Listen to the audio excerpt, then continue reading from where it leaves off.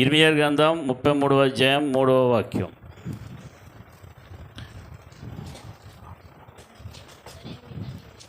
ఇర్మియా 33:3. నాకు మొరపెట్టుము. తీసిన తర్వాత పేజీ నెంబర్ చెప్పి అప్పుడు చదవాలి. కొంతమంది కొత్త వాళ్ళు ఉంటారు కదా. 657 పేజీ నెంబర్. 657 పాత నిబంధన. నోట్బుక్ తెచ్చుకున్న వాళ్ళు నోట్ చేసుకోండి. యూత్ అయినా చదువుతున్న వాళ్ళందరూ కూడా నోట్బుక్ తెచ్చుకొని నోట్ చేసుకుంటే మంచిది. చదవమ్మా. నాకు మొర్రపెట్టుము. నాకు మొర్రపెట్టుము. నేను నీకు ఉత్తరం ఇచ్చేదను. నేను నీకు ఉత్తరం ఇచ్చేదను. నీకు ఉత్తరం ఇచ్చేదను. నీవు గ్రహింపలేని గొప్ప సంగతులను గూఢమైన సంగతులను నీకు తెలియజేతును. చాలు. అలా కళ్ళు మూసుకోనండి. చిన్న ప్రార్థన చేస్తాను. మహోన్నతుడా, నీకు స్తోత్రాలు తండ్రి. దుప్పి నేటి వాగుల కొరకు ఆశపడినట్లు నీ బిడ్డలందరూ వచ్చారు ప్రభువా. నీ సన్నిధికి వచ్చారు తండ్రి. నిన్ను ప్రేమిస్తున్న పిల్లలు ప్రభువా, నీ వీళ్ళందరినీ కూడా నీ కనికరగల కళ్ళతో చూస్తూ ఉన్నందుకు వందనాలు. ప్రతి వారిని జాలితో చూస్తున్నందుకు వందనాలు. దేవా, నన్ను మరుగుపరచండి నాయన. ఇంతవరకు సాక్ష్యాల ద్వారా మహిమ పొందావు, పాటల ద్వారా మహిమ పొందావు. ప్రతి మాటను ప్రభువా నువ్వు ఆశీర్కరంగా మారుస్తున్నందుకు వందనాలు. స్తోత్రాలు చెల్లిస్తూ ఉన్నావు. నీ అగ్నితో పుట్టం వేయండి తండ్రి, నీకు వందనాలు. మీరే ప్రభువా నాతోని అందరితో మాట్లాడమని యేసునామమున ప్రార్థిస్తున్నాం తండ్రి. ఆమేన్. చెప్పండి. నాకు మొర్రపెట్టుము, నేను నీకు ఉత్తరం ఇచ్చేదను. అందరూ చెప్పాలి. నాకు మొర్రపెట్టుము, నేను నీకు ఉత్తరం ఇచ్చేదను. నీవు గ్రహించలేని గొప్ప సంగతులను, గూఢమైన సంగతులను నీకు తెలియజేతును. ఇప్పుడు నాకు చూడండి, దేవుడు కోరుకుంటున్నది ఏంటి? దేవుడు అడుగుతుంది ఏంటంటే మొర్రపెట్టమంటున్నాడు. వాక్యం చెప్పినప్పుడు చూడుగా నా కళ్ళుగా చూడండి అందరూ కూడా.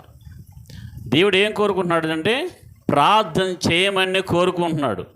ఈ ప్రపంచాన్ని దేవుడు పరిపాలన చేయడానికి ఎన్నుకున్న ఒక మార్గం ఏంటంటే ప్రార్థన. హల్లెలూయా. ఈ ప్రపంచం ఎలా పరిపాలన చేస్తున్నాడు దేవుడు అంటే ఆకాశం నందుండి విశ్వాసులు తన బిడ్డలు చేసిన ప్రార్థన ద్వారా మాత్రమే రూలింగ్ చేస్తూ ఉన్నాడు. It's God's ruling. దేవుడు రూలింగ్ చేసే విధానం భూమి మీద ఏమిటి అంటే ప్రార్థన ద్వారా మాత్రమే. ప్రార్థన చేయకపోతే ఏమి చేయలేడంటే చెయ్యలేడు. నేను ఇంకా ముందుకు వెళ్ళి మీకు అర్థమవ భాషలో చెప్పాలంటే చేతకానివాడుగా ఉండిపోతాడు దేవుడు. దేవుడికి చేతకానివాడుగా ఉండిపోతాడు దేవుడే. ఉదాహరణ చెప్పనా? ఒక భిక్షగాడు రోడ్డు పక్కన ఉన్నాడు, అవునా? అడుక్కుంటూ ఉంటూను ఆ ముందు నుండి యేసు ప్రభు వారు వెళ్ళిపోతూ ఉన్నారు జనసమూహంతోనే. ఆ గుడ్డోడని తెలుసు యేసయ్యకి, కానీ దాటుకుని వెళ్ళిపోయాడు. వాడు కళ్ళు లేవని తెలుసు, ఎప్పటి నుండో దరిద్రమైన బతుకుతున్నాడని తెలుసు పాపం, కానీ దాటుకుంటూ వెళ్ళిపోయాడు. ముందు నుంచి వెళ్ళిపోయాడు, ఎక్కడి నుంచో కాదు, ముందు నుంచి వెళ్ళిపోయాడు. ఏంటి ఎలా సైడ్ ఏంటి, ఈ శబ్దం ఏంటి, ఇదేంటి అని అందరిని అడిగాడు. అడిగితే ఇలాగా నజరైన యేసయ్య వెళ్తూ ఉన్నాడనేసి ఆ గుడ్డోడికి చెప్పారు. అప్పుడు మన గుడ్డోడు ఏం చేశాడంటే కేకలు వేయడం స్టార్ట్ చేశాడు. దావీదు కుమారుడా, నన్ను కరుణించవా, నాకు సహాయం చేయవా అని. హే గుడ్డోడా నోర్మై అని కొంతమంది నోరు మూసేస్తారు అన్నీ. నీకు ప్రార్థన చేయడానికి, నీ గొంతుకు ముట్టుకోవడానికి, గొంతుకు పిసకడానికి అపవాదు రెడీగా ఉంటాడు. నేను యూట్యూబ్లో ఒక వీడియో పెట్టాను చూడండి. దీన్ని వాడుతున్నది సెల్ ఫోనా లేక హెల్ ఫోనా అనే వీడియో పెట్టాను. ఏ సింహమైనా సరే, పులైనా సరే జంతువును వేటాడుతప్పుడు ఎలా వేటాడుతుందండి? పరిగెత్తి వెనకాల పరిగెత్తి ఏం పట్టుకుంటుంది? పేక పట్టుకుంటుంది. ఏం పట్టుకుంటుంది? పేక పట్టుకుంటుంది. అలా నొక్కుతుంది, అలా పడగొట్టేసి చంపేస్తుంది. ఒక క్రైస్తవుని ఆధ్యాత్మికంగా పడగొట్టడానికి అపవాది వాడుతున్న పంజా ఏంటి తెలుసా? నీ గొంతుకు పెట్టేస్తాడు. దాన్నే ప్రార్థన చేయడం ఆగిపోదడం అంటారు. ఎవరైతే ప్రార్థన చేయడం ఆగిపోయిందో, ఏ కుటుంబంలో అయితే, వ్యక్తిగతంగా అయితే అర్థం తెలుసా? నీ పేక అపవాది నోట్లో ఉందని అర్థం. నీ పీక అపవాది నోట్లో ఉందని అర్థం. యెషయా గ్రంథం 43వ అధ్యాయం 22వ వాక్యం. యెషయా గ్రంథం 43వ అధ్యాయం 22వ వాక్యం. యాకోబు పేజ్ నెంబర్ ప్లీజ్. 605. 605 అమ్మా, అందరు చూడండి. 605 పాత నిబంధన చదవండి. యాకోబు నీవు నాకు మొరపెట్టుట లేదు. ఇశ్రాయేలు నన్ను గూర్చి నీవు విసిగితివి కదా. ఎవరికి ఇది మాట్లాడుతున్నా తెలుసా? నేను యాకోబు దేవుణ్ణి అని మురిసిపోతూ ఉన్నాడు. నేను అబ్రహాము దేవుణ్ణి, ఇస్సాకు దేవుణ్ణి, యాకోబు దేవుణ్ణి అని మురిసిపోతున్నా. యాకోబుతో అన్నాడు, యాకోబు ఎందుకు విసుగుదల వస్తుంది నీకు? విసిగిపోయాయి కదా. ఎందుకు విసిగిపోతానంటే ప్రార్థన చేయడం. నువ్వు నాకు మొరపెట్టట్లేదు యాకోబు. నువ్వు మొరపెట్టి నేను ఏమి చేయలేను.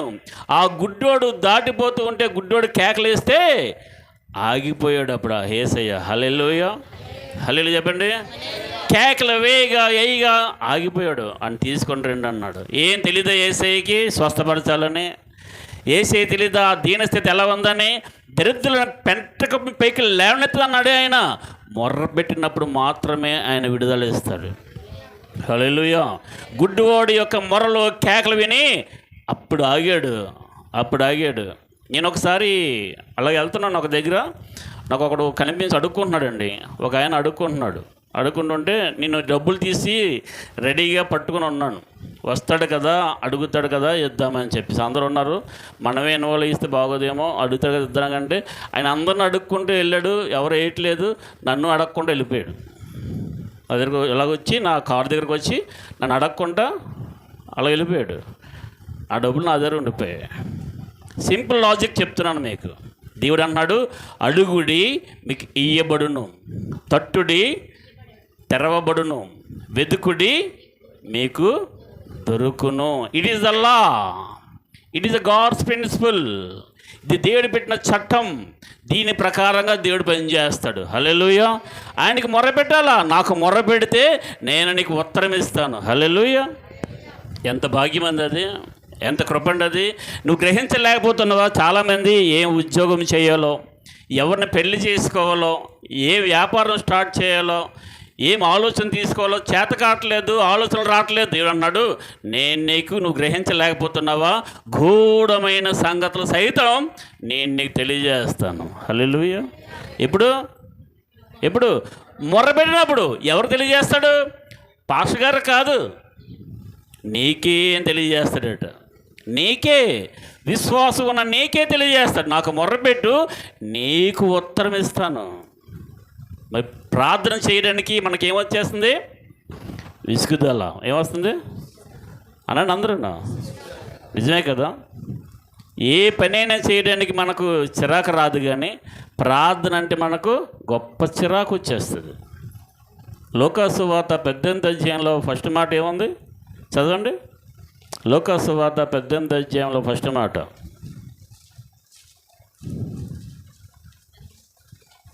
వారు విసుకక నిత్యము ప్రార్థన చేయుచుండవలెనకు ఆయన వారితో ఈ ఉపమానం చెప్పెను. యేసు ప్రభు వారు భూమి మీద జీవిస్తున్నప్పుడు వాళ్ళందరిని చూశాడు, అబ్జర్వ్ చేశాడు. అర్థమైపోయింది దానికి, వీరికి ప్రార్థన అంటే విసుగొచ్చేస్తుంది. ఏమంటే ప్రార్థన అంటే చిరాకు వచ్చేస్తుంది. టీవీ ఎంతసేపు అయినా చూస్తాం, ఊసులు ఎంతసేపు అయినా ఊసులు ఆడుతాం, సెల్ ఫోన్ ఎంతసేపు అయినా చూస్తాం, ఏది గేమ్ అయినా ఎంతసేపు అయినా ఆడితే, ఏ పనికైనా సరే చిరాకు రాదండి. ప్రార్థన అంటే మాత్రం చిరాకు వచ్చేస్తుంది, విసుగొచ్చేస్తుంది. ఎందుకు తెలుసా? ప్రార్థన అనేది సాతాడుతో పోరాటం. అది హల్లెలూయా. ప్రార్థనా జీవితం ఎవరి జీవితంలో ఉంటుందో అపవాదిని వాళ్ళు ఓడించిన వారు అవుతారు. హల్లెలూయా. హల్లెలూయా చెప్పండి దగ్గరగా. ప్రార్థన అనేది ప్రాణవాయువు. ప్రార్థన అనేది నీ గుండె చప్పుడు, నీ ఊపిరి. 10 నిమిషాల ప్రార్థన, పట్టుమని 10 నిమిషాల ప్రార్థన, అంతేనా నువ్వు చేసే ప్రార్థన? వాక్యం ఏం చెప్తుందంటే, మీరు శోధనలో ప్రవేశించుకుండాలంటే మెలకువగా ఉండి ప్రార్థన చేయండి.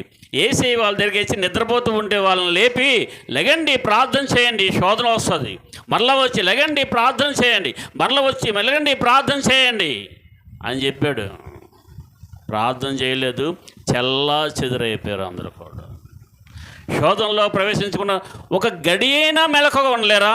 ఏంటంటే అన్న అందరూ కూడా ఒక గడి అనండి, అందరూ కూడా ఒక గడి అనండి అందరూ కూడా. ఇంగ్లీష్ బైబిల్లో అండ్ 1 hour అని ఉంటుంది. ఒక గంట అయినా నువ్వు ప్రార్థన చేయలేవా? గంట అయినా దేవుని సన్నిధిలో నువ్వు గడపలేకపోతే, గంట అయినా ప్రార్థన చేయకపోతే, ఆయన మాట్లాడకపోతే, ఒక ఆయన అంటాడు, యుగాలు పరలోక రాజ్యం ఎలా బతుకుతారా నువ్వు అని అడుగుతాడు. యుగాలు పరలోక రాజ్యంలో నువ్వు ఎలా ఉంటావు అసలు? అండి, ఒక అమ్మాయి అబ్బాయికి ఎంగేజ్మెంట్ అయ్యిందండి, పెళ్లి చూపులు అయిపోయాయి, పెళ్ళి ఇంకా ముందుంది, ఓకేనా? ఈ అమ్మాయి అబ్బాయి రోజుకి ఎంతసేపు మాట్లాడుకుంటారండి? చాలాసేపు మాట్లాడుకుంటారు, అవునా? ఇప్పుడు అన్లిమిటెడ్ కాల్స్ కాబట్టి చాలాసేపు మాట్లాడుకొని అలా గడుపుతూ ఉంటారు. అసలు మాటలే లేకుండా, చాటింగ్ లేకుండా పెళ్ళికి ఎవరైనా వెళ్ళిపోతారా? ఏం అర్థం, దానికి అర్థం మాట్లాడట్లేదు, అమ్మాయి మాట్లాడట్లేదు ఈ అబ్బాయితో అంటే అర్థం ఏంటి? నిశ్చితార్థం అయిపోయినా సరే ఇష్టం లేదేమో, బలవంతంగా వాళ్ళు ఇది చేస్తున్నారేమో అని అర్థం కదా, అవునా కదా? కొంతమంది లవ్ అఫేర్స్ ఉంటాయి, బలవంతంగా వాళ్ళని ఒప్పించి నిశ్చితార్థం చేసేసి పెళ్లి చేసేస్తుంటారు. కానీ ఈ అబ్బాయితో మాట్లాడడానికి ఇష్టపడరు. మీరు కొన్ని చూస్తారో లేదో, ఆ పెళ్లి టైంలోనే పూలదండ ఏదో వేయడానికి అబ్బాయి మెడలో వేయదావిడ, ఇంకో అబ్బాయి మెడలో వేసేస్తుంటారు. ఈ అమ్మాయి పక్కన ఉంటారు, పక్కన తోడు పెళ్లి కూతురు ఎవరు ఉంటారండి, ఆ మెడలోని తాళి కట్టరు, ఈ అమ్మాయి మెడలో తాళి కట్టేస్తుంటారు. ఎందుకంటే వీళ్ళతో వ్యవహారం అన్నమాట. అంటే ఇష్టం లేదన్నమాట. ఇష్టం ఉంటే ఏం చేస్తావు? గంటల తరబడి మాట్లాడుకుంటారు, అవునా కదా? అనుభవం వాళ్ళందరూ కూడా హెల్లో చెప్పండి, అనుభవం ఉన్న వాళ్ళందరూ అని చెప్పండి. ఉన్నా సరే కొంతమంది చెప్పరు. మరి యేసయ్యతో నీకు సంబంధం ఎలా ఉంది, రిలేషన్ ఎలా ఉంది, ప్రేమ ఎలా ఉంది? యేసయ్యతో ఎలా మాట్లాడుతున్నావు? ఎందుకు మాట్లాడలేవు? మాటలంటే ఇంకేం కాదండి, ప్రార్థన. హల్లెలూయా. ప్రార్థన అంటే ఏదో అనుకోకుండా మాట్లాడటమే. విసుగుదల, చిరాకు వచ్చేస్తుందంట. ముందుకు వెళ్దాం. యోవేలు గ్రంథం 1వ అధ్యాయం 20వ వాక్యం. యోవేలు గ్రంథం 1వ అధ్యాయం 20వ వాక్యం. యోవేలు ఎప్పుడు విన్నారా ఈ మాట? యోవేలు గ్రంథం అనేది ఉన్నదని తెలుసా మీకు? తీసిన వాళ్ళ పేరు నెంబర్ చెప్పండి. 752. 752 పాత నిబంధన 752 1వ అధ్యాయం 20వ వాక్యం. నదులు ఎండిపోవుటయు అగ్నిచేత మేత స్థలములు కాలిపోవుటయు చూచి పశువులను నీకు మొరపెట్టుచున్నవి. నోట్ చేసుకోండి, ఒకటి చెప్తాను మీకు. ఆయనకి ఎవరెవరు మొర పెడుతున్నారో, ఎవరెవరు ప్రార్థన చేస్తున్నారో, ఎవరు ప్రార్థన చేయట్లేదు మేము ముందు పెడతాం, గుర్తుంచుకోండి. పశువులు మొర పెడుతున్నాయంటే అండి, దేని స్తోత్రం చెప్పండి ఒకసారి. హల్లెలూయా, హల్లెలూయా. పశువులు దేవుడికి మొర పెడుతున్నా తెలుసా సంగతి మీకు? ఈ భూమి మీద ఉన్న అడవిలో ఉన్న జంతువులన్నీ దేవుడికి మొర పెడుతున్నా తెలుసా మీకు? వాళ్ళు ఎవరు పోషిస్తున్నారు అనుకుంటున్నారు? ఈ పశువులు కావచ్చు, అడవి మృగాలను కావచ్చు, ఈ నెట్ ఎవరు పోషిస్తున్నారు అనుకున్నారు? ఎవరు తిండి పెడుతున్నారు అనుకున్నారు? వాళ్ళకంట నదులు ఎండిపోతున్నాయంట, అగ్ని చేత మేత స్థలంలో కాలిపోతున్నాయని ఇవి చూసి పశువులు ఎవరికి మొర పెడుతున్నాయి? దేవుడికి మొర పెడుతున్నాయి. హల్లెలూయా. ఇంకా ఖండితంగా నేను మాట్లాడుతున్నాను. పశువు కన్నా బుద్ధిహీనుడువా నువ్వు? ప్రార్థన చేయలేనివాడివి. పశువు కన్నా బుద్ధిహీనుడువా? ప్రార్థన మానేస్తున్నావు. అసలు చాలా బాధ అనిపిస్తుంది. దేవుడు నాకు మొర్రబెట్టు, నేను ఉత్తరం ఇస్తాను, నీకు సహాయం చేస్తాను. యాకోబు, వై నీకు ఎందుకు ఇష్టం వచ్చింది? ఎందుకు ప్రార్థన మానేస్తావు? నేను నీకు సహాయము చేయాలంటే, శత్రువుని మీద నీకు జయం కలగాలంటే నువ్వు ప్రార్థనలు ఉండి తీరాలా. హల్లెలూయా, హల్లెలూయా. అరే పశువులు మొరపెడుతున్నాయండి దేవుడికి. Let's go. యోబు గ్రంథం 38వ అధ్యాయం 41. స్పీడ్గా. యోబు గ్రంథం 38వ అధ్యాయం 41వ వాక్యం.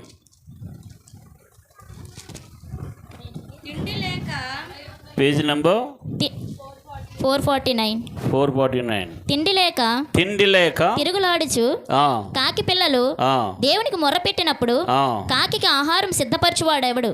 చదివారు అందరూ కూడా, చూసారు అందరూ కూడా? మరి ఒకసారి చదువమ్మా. తిండి లేక చూడండి, తిరుగులాడుచు వాక్యం చూడండి, అందరూ చూడండి. తిండి లేక తిరుగులాడుచు కాకి పిల్లలు దేవునికి మొర్రపెట్టినప్పుడు కాకి ఆహారము సిద్ధపరచిన వాడెవడు? కాకులు ఎవరు పెట్టించుకుంటారా భూమి మీద? కాకుల్ని దేవుడు పెట్టించుకుంటాడట. స్తోత్రం చెప్పండి. కాకినే పెట్టించుకున్న దేవుడు సృష్టిలోని అతి మనోహరుడు నువ్వు, అతి శ్రేష్టమైన వాడు నువ్వు. దేవుని కన్నా కొంచెం నేను తక్కువగా చేశాడు, నిన్నెవరో పట్టించుకోలేరు అనుకోకు. దేవుడి కొందరు నీ మీద ఉంది. దేవుని స్తోత్రం. నిన్ను పట్టించుకున్న దేవుడు ఒకరు ఉన్నారు. ఆయన పేరు నజరేయుడైన యేసు. దరిద్రులను, దిక్కులేని వాళ్ళని, బీదవారిని సహితమైన పెంట కుప్ప మీద పైకి లేవనెత్తాడండి ఆయన. హల్లెలూయా. అరే, కాకులు ఏం చేస్తాయట? కాకి పిల్లలు ఎక్కడ ఉంటాయి? కాకి పిల్లలు ఎక్కడ ఉంటాయండి? గూడులో ఉంటాయి. అవునా కదా? గూడులో ఉంటాయి. కాకి పిల్లలు వెళ్ళి ఆహారం సంపాదించలేవు కదా. జాగ్రత్తగా వినండి, వాక్యంలో ఉన్నది అర్థం చేసుకోండి. వాక్యం ఉన్నదాన్ని క్లియర్గా అర్థం చేసుకోండి. కాకులు తిరుగుతూ ఉన్నాయి. దేనికి? ఆహారానికి తిరుగుతూ ఉన్నాయి. విన్నారా? ఆహారానికి తిరుగుతూ ఉన్నాయి. ఆ కాకిలికి ఆహారం దొరకాల. కాకిలికి ఆహారం దొరకాల. ఎలా దొరుకుతుంది అనుకుంటున్నారు? నేను కష్టపడిపోతాను, నేను చెమట ఓడుస్తాను, నేను సంపాదించేస్తాను అనుకుంటే నీకు కష్టం ఏమీ రాబడి రాదబ్బా. రాబడి రాదు. నా భార్య ప్రార్థన చేస్తుంది, అందువల్ల నేను బతుకుతున్నాను చెప్పేవాళ్ళు బోర్డు మీద ఉన్నారు. కాకి పిల్లలు ప్రార్థన చేస్తున్నాయంట. గూట్లో ఉండి కాకి పిల్లలు దేవుడికి మొరపెడుతున్నాయంట. అక్కడ రాయబడింది అదే. తిండి లేక తిరుగులాడు కాకి పిల్లలు దేవుడికి మొరపెట్టినప్పుడు కాకికి ఆహారం సిద్ధపరిచిన వాడవాడు. హల్లెలూయా. వాళ్ళ పిల్లలు గూట్లో ఉండి మొరపెడుతుంటే తన తల్లి అయిన కాకికి దేవుడు ఆహారం సిద్ధం చేస్తూ ఉన్నాడు. హల్లెలూయా. హల్లెలూయా. పక్షులు, సమస్త పక్షులు, పక్షి జాతి అంతా కూడా దేవుడికి మొరపెడుతూ ఉన్నాయి. జంతువులన్నీ కూడా దేవుడికి మొరపెడుతున్నాయి. అప్పుడు చెప్పండి, మొరపెట్టినవాడు ఎవడో? యాకోబు. నువ్వు నాకు మొరపెట్టట్లేదు, నువ్వు నా సంపాద్యం, నువ్వు నా స్వాస్యం, ఓ విశ్వాసి, నువ్వు నాకు మొరపెట్టట్లేదు. కాకులు, పక్షులు సమస్తము కూడా దేవుడిని స్తుతిస్తూ ఉన్నాయి. ఎన్ని గంటలు లేస్తున్నాయి తెలుసు? అవన్నీ కూడా వేకునే లెగిస్తూ ఉన్నాయి. వేకునే లెగిసి అవన్నీ కూడా కిలకిల రాగాలతో దేవుని మహింపరుస్తూ ఉన్నాయి. హల్లెలూయా. నదులు, సముద్రాలు, మొత్తం కొండలన్నీ కూడా దేవుని ఆరాధిస్తూ ఉన్నాయండి. మీకు తెలిసో తెలియదు ఆ విషయం? రోమీయులు రాసిన పత్రిక 8వ అధ్యాయం 19, 20, 21, 22 4 వాక్యాలు చదవండి. రోమీయులు రాసిన పత్రిక, కొత్త నిబంధన 139 చదవండి అమ్మా. 8వ అధ్యాయం 19వ వాక్యం నుండి. దేవుని కుమారుల ప్రత్యక్షత కొరకు సృష్టి మిగుల ఆశతో కనిపెట్టుచున్నది. ఏలయనగా నాశనమునకు లోనైన దాస్యములో నుండి విడిపింపబడి దేవుని పిల్లల పొందబోవు మహిమగల స్వాతంత్రము పొందుతున్నను నిరీక్షణ గలదై స్వేచ్ఛగా కాక దానిని లోపరిచిన వాణ్ణి మూలముగా వ్యర్థపరచబడెను. సృష్టి యావత్తు ఇది వరకు ఏకగ్రీవముగా మూలుగుచు ప్రసవేదన పడుచున్నది. చెప్పలు కూడా మహిమపరచండి. హలో, సృష్టి మొత్తం, విశ్వం మొత్తం. ఈ కెమెరా చూసుకో, అవి చెక్ చేసుకో ఒకసారి. కాలు తగిలింది, రైట్. సృష్టి మొత్తము కూడా దేవుడికి మొరపెడుతూ మూలుగుతూ ఉంది. ఎవరు మూలగొట్టలేదు తెలుసా? ఎవరు మూలగొట్టలేదు, ఎవరు మొరపెట్టలేదు తెలుసా? విశ్వాసులు అండి, విశ్వాసులు. నిజం ఇది అక్షరాల నిజం. ప్రార్థన జీవితం ఆ గ్రాఫ్ ఎలా ఉంటుందంటే, ఒకరోజు ఎలా ఉంటుంది, ఒకసారి డౌన్ అయిపోతూ ఉంటుంది, ఒక మైనస్లోకి వెళ్ళిపోతూ ఉంటుంది, ఒకసారి లభిస్తుంది, మళ్ళీ డౌన్ అయిపోతుంది. హార్ట్ యొక్క గ్రాఫ్ ఉంటుంది కదా, heart graph up and down. పోనీ అప్పుడప్పుడు హార్ట్ బీట్ అయినట్టు అప్ అవుతుంది, కానీ కొంతమంది యొక్క ప్రార్థనా జీవితం ఎలా తెలుసా, డాక్టర్ గారు బయటకు వచ్చి కళ్ళద్దాలు తీసి మేము చాలా కష్టపడ్డాం కానీ మా వల్ల ఏమీ కాలేదు అని చెప్తారు కదా. ఎప్పుడు? ప్రాణం పోయిన తర్వాత. చాలామంది యొక్క ప్రార్థనా జీవితం లైన్ వెళ్ళిపోతుంటుంది, అందులోనే డెడ్ అయిపోయింది ప్రార్థన, చచ్చిపోయింది ప్రార్థన. అరే, దేవుడి యొక్క సహాయానికి ఎలా అందుతుంది? నీకు ఈ లోకంలో విజయం ఎలా పొందుతావు? యేసయ్య అంటాడు, నీ లోకాన్ని జయించి ఉన్నాను. హల్లెలూయా. ఎలా జయించావు యేసయ్య అంటే, వేకునే లేచి చాలా చీకటి ఉండగానే అరణ్యానికి వెళ్ళి ప్రార్థన చేసి ఉండేవాడిని, ఉపవాసాలతో ప్రార్థన చేసి ఉండేవాడిని, రాత్రి అంతా ప్రార్థన చేసి ఉండేవాడిని, కన్నీటితో ప్రార్థన చేసి ఉండేవాడిని. ఇలా ప్రార్థన చేసి ఈ లోకాన్ని జయించాను. నువ్వు జయించాలనుకుంటావా? నా బాటలో నా అడుగులో నడు. ఏంటి అడుగులో యేసయ్య అంటే, ప్రార్థన జీవితం కలిగి ఉండు. చెప్పకూడదు, ఏమేపడుతున్నా అందరూ కూడా. It is the very very important.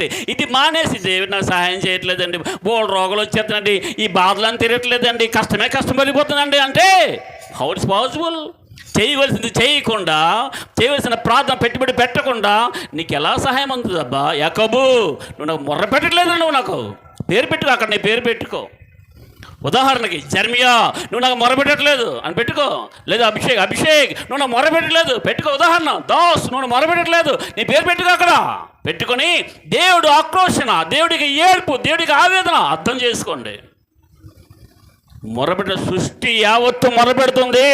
కాకులు మొరపెడుతున్నాయి, కాకి పిల్లలు మొరపెడుతున్నాయి, పక్షులు మొరపెడుతున్నాయి, జంతువులు మొరపెడుతున్నాయి, మృగాలు మొరపెడుతున్నాయి, గాడిదలు మొరపెడుతున్నాయి, అన్నీ మొరపెడుతున్నాయి, విశ్వాసి తప్ప. రెండు ముందుకు వెళ్దాం. Let's go Jesus my lord. ఆదికాండం 4వ అధ్యాయం 10వ వాక్యం. ఆదికాండం 4వ అధ్యాయం 10వ వాక్యం. అప్పుడు ఆయన నీవు చేసిన పని ఏమిటి? నీ తమ్ముని రక్తము యొక్క స్వరము నేలలో నుండి నాకు మొరపెట్టుచున్నది. అండర్లైన్ చేసుకున్నారా? నోట్ చేసుకున్నారా?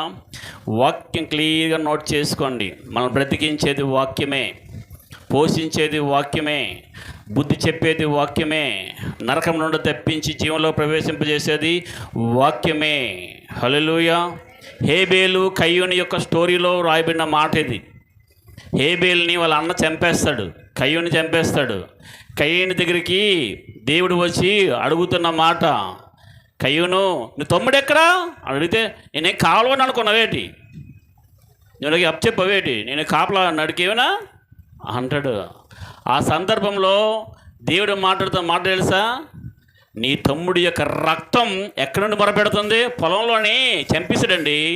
పొలంలో చంపేసినప్పుడు రక్తం నేలలో ఒలికింది, నేలలోకి రక్తం ఇంకిపోయింది.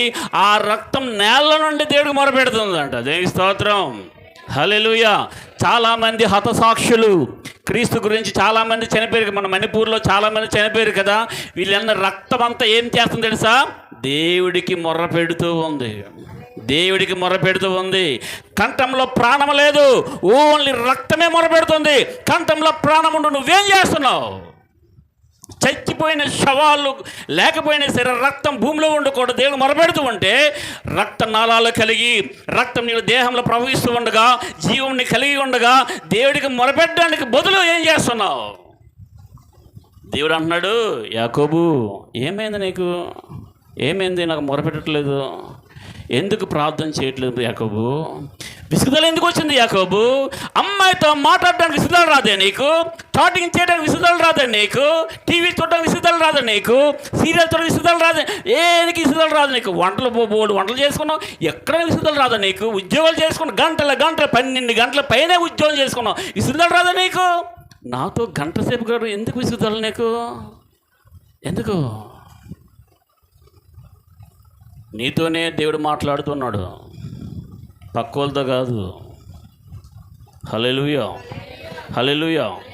సృష్టి యావత్తు మొరపెడుతుంది. చచ్చిపోయిన శవాలు సైతం దేవుని పిల్లల యొక్క రక్తం కూడా మొరపెడుతూ ఉంది. Let's go. యెషయా గ్రంథం, యోనా గ్రంథం, యోనా గ్రంథం 1:14. కాబట్టి యోనా పేజ్ నెంబర్ చెప్పమ్మా. 7:63 7:63. యోనా 1:14. కాబట్టి వారు యెహోవా నీ చిత్త ప్రకారముగా నీవే దీని చేసితివి ఈ మనుషుని బట్టి మమ్మును లయము చేయకుందువు గాక నిర్దోషిని చంపితిరన్న నేరము మా మీద మోపకుందువు గాక అని యెహోవాకు మనవ చేసుకుని యోనాను ఎత్తి సముద్రంలో పడవేసిరి. యేసు రక్తమే జయం. హల్లెలూయా. యోనా ఓడలో ఉన్నాడు. ఒక ప్రాంతానికి వెళ్ళమంటే తర్సీసుకి పారిపోతూ ఉన్నాడు. ఈ సందర్భంలోనే వినండి జాగ్రత్తగా, నాకు చూస్తూ వినండి. కొద్దిసేపట్లోనే కొద్ది క్షణాల్లో ముగించేస్తున్నాను. జాగ్రత్త వినండి. యోనా దేవుడు చెప్పిన మాట కాకుండా ఇంకో దగ్గర పారిపోతున్నాడు. వాడు అడుగున నిద్రపోతూ ఉన్నాడు. వాళ్ళకి సముద్రం మీదకి తుఫాన్ రేగింది, పెద్ద తుఫాన్ రేగింది. ఎవడు కూడా కంట్రోల్ చేయలేకపోతున్నాడు. దేవుడు ఏ శిక్ష అయినా పంపించాడంటే మనిషి ఎవడు తరమ కాదు. హల్లెలూయా, హల్లెలూయా. దేవుడు ఒక రోగం పెట్టాడనుకొని ఎంతమంది వైద్య దగ్గరికి వెళ్ళి స్వస్థత రాదు. అది దేవుడి వల్ల అవుతుంది. ఆయన మూస్తే ఎవడు తీయలేడు, ఆయన తీస్తే ఎవడు మూయలేడు. దేవునితో పెట్టుకోకూడదు. అర్థమవుతుందా? దేవునితో పెట్టుకోకండి. రైట్. ఆ సందర్భంలోనే యోనా పేరు మీద చీటి వస్తుంది. ఎవరి వల్ల వస్తుంది? ఆ ఓడలో అన్ని కింద పడేస్తున్నారు, వస్తువులు అన్నీ పడేస్తున్నారు, ఫుడ్ అంతా పడేస్తున్నారు. అయినా సరే తేలిక అవ్వట్లేదు, తుఫాన్ ఆగట్లేదు. ఈ పేరు మీద హే ఎవరు నువ్వు? నీ పేరు వచ్చింది, మీ చీట్లు వేస్తే నా పేరు యోనా. ఎందుకు? ఏం జరిగింది చెప్పు. నువ్వెవరంటే నేను ఆకాశానికి భూమికి సృష్టికర్త అయిన యెహోవాయందు భయభక్తి గలవాడని అంటాడు ఆయన. హల్లెలూయా. వాటి అడ్రస్, సూపర్ అడ్రస్. నీ అడ్రస్ ఏం తెలుసా? ఆకాశానికి భూమికి సృష్టికర్త, ఈ విశ్వానికి చక్రవర్తి, ఆయన బిడ్డవు నువ్వు. హల్లెలూయా, హల్లెలూయా. వాటే ఏమిటండి నీ అథారిటీ? నేను దేవుని బిడ్డను. I am daughter of the Lord Almighty. Hallelujah. I am the son of Lord Almighty. Hallelujah. Son of Satyanarayana కాదు, son of God Almighty. Hallelujah. మరి అంత గొప్పడువా? మరి ఏం చేస్తున్నావంటే పారిపోతున్నాడట. వాళ్ళు ఏమంటారు తెలుసా? లేచి మొర్రపెట్టు, ఓ నిద్రపోతా, లేచి మొర్రపెట్టు. మనము చావకుండా దేవుడు ఒకవేళ రక్షించనేమో, ఒకవేళ ఏంట్రా బాబు, ఆయన రక్షిస్తాడు. హల్లెలూయా, హల్లెలూయా. మనము చావకుండా ప్రార్థన ఏం చేస్తుందంటే బ్రతికిస్తుంది, చావు నుండి తెప్పిస్తుంది ప్రార్థన. అయితే వీళ్ళందరూ అండి, నావలో వచ్చింది సముద్రంలో పారేయండి నన్ను అన్నాడు. వాళ్ళు అప్పుడు ప్రార్థన చేస్తున్నారు. ఏమని ప్రార్థన చేస్తున్నారు? ఈ నిర్దోషిని చంపినన్న తీర్పు మా మీద ఉండకుండా, ఆ పాపం మా మీద ఉండకుండా, యెహోవా మమ్మల్ని జ్ఞాపకం చేసుకో, ఈ దోషం మా మీద వెయ్యకని వారిలో ఉన్న అన్యులు, యెహోవాని ఎరగనవారు, యేసయ్యని ఎరగనవారు యెహోవాకు ప్రార్థన చేస్తారు. యెహోవాని ఎరిగినవాడు, ఆకాశానికి భూమికి సృష్టికర్త అయిన దేవుని అంత భయభక్తి గలవాడు అన్నవాడు మాత్రం ప్రార్థన చేయట్లేదు. అన్యులు సైతం ప్రార్థన చేస్తారండి దేవుడికి. స్తోత్రం చెప్పండి ఒకసారి. హల్లెలూయా. పక్షులు మొత్తం ప్రార్థన చేస్తున్నాయండి, మృగాలు మొత్తం ప్రార్థన చేస్తున్నాయండి, సృష్టి యావత్తు కూడా మూలుగుతుందండి, ప్రసవవేదన పడుతుందండి, అరుస్తుందండి దేవుడికి. కానీ మనవాళ్ళు మాత్రం, క్రైస్తవులు మాత్రం, యాకోబు వై ఎందుకు విసుగుదల వచ్చింది యాకోబు? చిరాకు. ప్రార్థన అంటే నాకు నచ్చనిది ఒకటి పదం, ఏంటది? ప్రార్థన. ఎందుకు తెలుసా నీకు నచ్చదు? సాతానుకు నచ్చదు కాబట్టి. ఎవరికి నచ్చదు? ఏసనగా తెలుసా మీకు? అందరు నాకు చూడండి, అందరూ కూడా. ఏసనగా తెలుసా మీకు? ఏసన్న గారు ఆయన ఒకసారి ఏదో పనిలో ఉన్నాడు, మ్యాగజైన్ ఏదో రాస్తున్నాడు. ఒక ఆయన వచ్చాడు, ఒక ఆయన చేసిన గారు ఇది అది బోల్డ్ కబుర్లు చెప్తున్నాడట. బోల్డ్ కబుర్లు చెప్తుంటే ఈయన పని ఆగిపోయింది. అటుపక్క ఏ చెప్తున్నాడు, అల్లాలు వెళ్ళటోళ్ళండి, ఆ ఇంటి వాళ్ళు వెళ్ళటోళ్ళండి, మన చర్చలోనండి ఇలాంటి వాళ్ళండి అలాంటి వాళ్ళండి అని చెప్తున్నాడు. మన టీ తాగడానికి వెళ్ళాను ఒక దగ్గరికి. ఆ బ్రదర్ అన్నాడు వాళ్ళ పాస్టర్ గురించి బోల్డ్ చెప్తున్నాడు. మా పాస్టర్ ఇలాంటి అలాంటాడండి, ఇన్ని చేసినండి ఇవన్నీ చెప్తున్నాడు. ఈయన వచ్చి వేసే దగ్గరకు వచ్చి ఇక్కడ ఊసులు అక్కడ ఊసులు ఏవో చెప్తున్నాడు. ప్రేమ ఏం చేస్తుంది? దోషాలన్నీ చేతనైతే ఉపవాసం ప్రార్థన చేయాలి గురించి సరిగ్గా లేకపోతే ఆల్రెడీ చెప్పడం ఎందుకు, వేసే దగ్గరకు వచ్చి అలాగే చెప్తున్నాడట. చెప్తుంటే ఇది కదలట్లేదు, పని అయిపోయింది, ఏంటి ప్రభు ఏంటి సంగతి అంటే దేవుడు ఒక ఆలోచన ఇచ్చాడట. ఏంటి ఆలోచన తెలుసా? కాసేపు ప్రార్థన చేసుకుందాం రమ్మని చెప్పాడట. ఏమన్నాడు? ఏసన్న గారు ఏసన్న దగ్గరకు వచ్చిన విశ్వాసకి ఏమన్నాడు? బ్రదర్ రెండు ఒకసారి కొంచెం ప్రార్థన చేసుకుందాం అనేసి చాపేసిగానే నాకు అర్జెంట్ పెన్ ఉందని వెళ్ళిపోయాడటండి. అర్జెంట్ పెన్ ఉందని వెళ్ళిపోయాడట. సాతానికి ఏమి ఇష్టం ఉండదు తెలుసా? ప్రార్థన ఇష్టం ఉండదు. వాడు ఎవరి చేత నడిపించబడుతున్నాడు తెలుసా? సాతాన చేత. మ్యాగజైన్ రాస్తూ ఉంటే అనేక మందికి బలపరచడానికి మ్యాగజైన్ రాస్తూ ఉంటే వచ్చి చెడగొడుతున్నాడు. ప్రార్థన చేద్దామంటే మోకలు వేయలేదట. సరే అండి దైవజనులు చెప్పారు కదా ప్రార్థన చేద్దాం అని చెప్పేసి ఒకసేపు మోకలేలా అర్జెంట్ వెళ్ళిపోయేటండి. ఇంటికి ఎవరిని వచ్చిన వాళ్ళని వాళ్ళు నిలబెట్టి మాట్లాడుతున్నారు అనుకోండి, అలా నిలబెట్టి రెండు కూర్చొని అనగా ఏమంటారు? పెన్ను వెళ్ళిపోతారు చూసారా? అంతవరకు ఎంతసేపు నిలబడి మాడతారండి. కూర్చుని అనగానే వెళ్ళిపోతారు, కామన్గా కదా. అలా ఈ మనిషి ప్రార్థన అనగానే వెళ్ళిపోయాడట.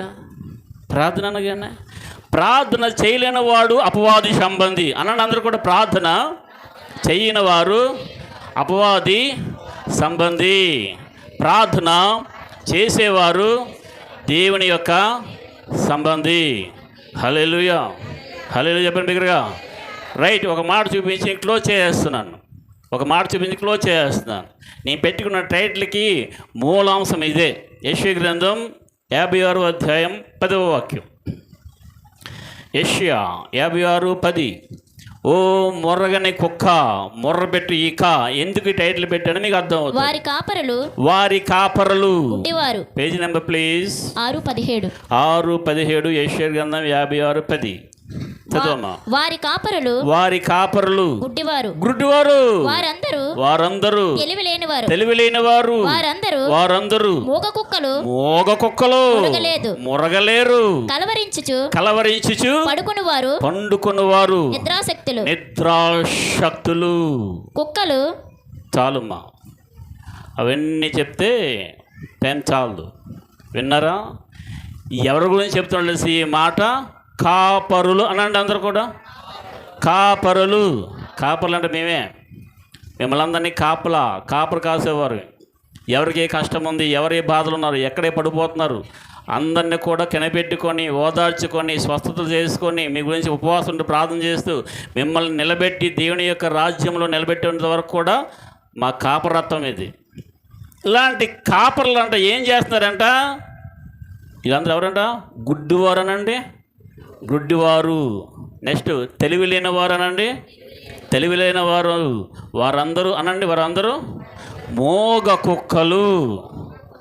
ఈ మాట బైబిల్లో ఉన్నదా? నేను సొంతంగా చెప్తున్నానా? వాక్యంలో ఉన్నదే. దేవుడు చెబుతున్న మాట. మోగ కుక్కలు మొరగలేరు. కుక్కలు ఎందుకంటే తెచ్చుకుంటారు?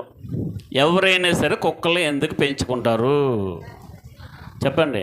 కొంతమంది అంటే నాకు తెలిసిన వాళ్ళు ఉన్నారు, వాళ్ళకి రిలేషన్స్ ఎవరు ఉండరు కదా, ఒక సింగిల్గా ఉంటారు, తోడుగా తెచ్చుకుంటారు.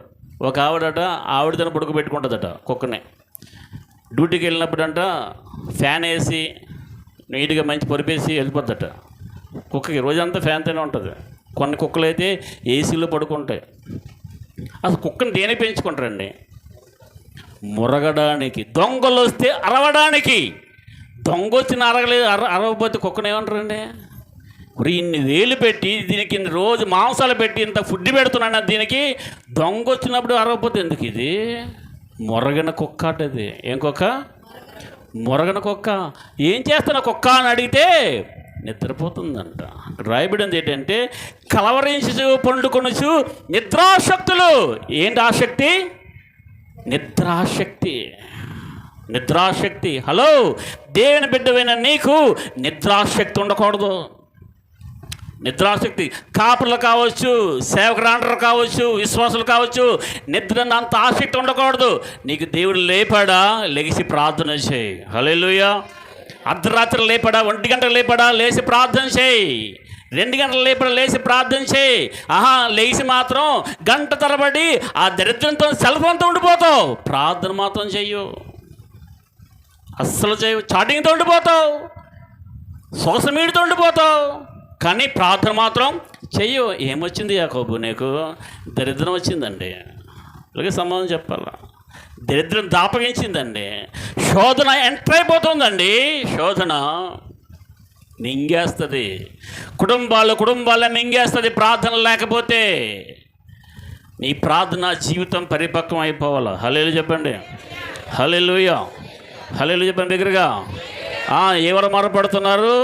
జంతువులు మొత్తం మొరపెడుతూ ఉన్నాయి. విశ్వంలో ఉన్న ప్రతి జంతువు మొరపెడుతున్నాయి. ఆకాశంలోని గగనంలోని ఎగురుతున్న పక్షులన్నీ మొరపెడుతూ ఉన్నాయి. సృష్టి యావత్తు కూడా మొరపెడుతూ ఉంది. అన్యులు సహితం, నావలో ఉన్న అన్యులు సహితం దేవుడికి మొరపెడుతూ ఉన్నారు. సృష్టి మొత్తం మూలుగుచూ ఉంది. ఎవరు మొరపెట్టట్లేదు? విశ్వాసం మొరపెట్టట్లేదు, కాపురం మొరపెట్టలేదు. ఈ ప్రపంచం ఎలా ఉంటుంది? ఈ ప్రపంచం ఎలా ఉంటుంది? ఇది అల్లకల్లోలు జరగవా? విజ్ఞాపన ప్రార్థనలు ఏవి? నా దేశాన్ని కాపాడు ప్రభువా అని అడ్డుపడి వారు ఏరి, నా దేశాన్ని రక్షించి ప్రభువా అని అంగలార్చే వారు ఏరి. విజ్ఞాపన ప్రార్థన రాజుల గురించి, అధికారుల గురించి, అందరి గురించి ప్రార్థన చేయాలి కదా. అదే కదా క్షేమం, అదే కదా నెమ్మది. ఏది ప్రార్థన? ఓ మొరగని కుక్క, లెట్స్ నో, ఇప్పుడు నుండి అయినా సరే మొర్రపెట్టు. కుక్క అంటే అర్థం తెలుసా? కుక్కని ఏమంటారండి? కుక్కని ఏమంటారు? కుక్కకున్నది ఏంటి? విశ్వాసం. మనందరూ ఎవరు అండి? అర్థమైంది భాష? బైబిల్ భాష అర్థమవుతుందా? కుక్క విశ్వాసం గల జీవి, అవునా కాదా? మనందరం ఎవరి? విశ్వాసులము. ఇప్పుడు వాక్యం ఎవరి గురించి చెప్తున్నాడు దేవుడు? ఎవరైతే మొర్ర పెట్టట్లేదో, ఎవరైతే ప్రార్థన చేయట్లేదో, నిద్రాశక్తితో ఎవరైతే ఉంటున్నారో, ప్రార్థన జోలికి ఎవరైతే లేదో, ఎవరైనా సరే, మీరేనైనా సరే ప్రార్థన చేయకపోతే శోధనలు ఎంటర్ అయిపోతాం. ప్రార్థన మానకు, పనికివాడుగా మారకు అని ఒక కొటేషన్ రాశాను నేను. ప్రార్థన మానకు, పనికి రానివాడుగా, పనికి మానదానిగా మారకు. ప్రార్థన మానకు, శోధనలో పడి అపవాది నంచుకు తినే ఉప్పు చేపగా మారకు అని రాశాను. నంచుకు తినేస్తాడు, ఇలాగలా ఉండదు. ఏ పనైనా మానేయబ్బా, ప్రార్థన మానొద్దు. కుటుంబ ప్రార్థన అస్సలే మానొద్దు. ఏం కోరుకున్నాడు? డబ్బు ఏం ఖర్చు అవుతుందా మీకు ప్రార్థన చేయడానికి? చెప్పండి. పాస్టర్ గారు అండి ఎంత డబ్బులు అయిపోతానండి ప్రార్థన చేసినప్పుడు అనండి. పోనీ ఈ సొల్యూషన్ ఏం చెప్తాను. ఏం డబ్బులు అవుతాయి మీకు? నాకు డబ్బులు అయిపోతుందండి ప్రార్థన చేసినప్పుడు చేయొద్దండి. నాకు కన్నీరు కాచడానికి నాకు డబ్బులు అయిపోతున్నాయండి పాస్టర్ గారిని చెయ్యొద్దండి. అరే, ఫోన్ చేసి రీఛార్జ్ చేసేయడానికి డబ్బులు అవుతాయండి. నెట్కి చాటింగ్ చేయడానికి, నెట్ బ్యాలెన్స్ చేసుకుని డబ్బులు అవుతాయండి. వాటికి మాట డబ్బులు ఖర్చు పెట్టి చేస్తుంటాయి గంటల తరబడి.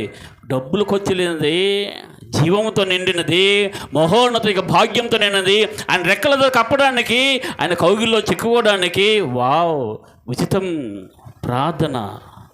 ఆ ప్రార్థన నిర్లక్ష్యం చేస్తున్నావు. ఓ మొరగని కుక్క, ప్లీజ్ ఇప్పటికైనా మొరపెట్టువాయిక,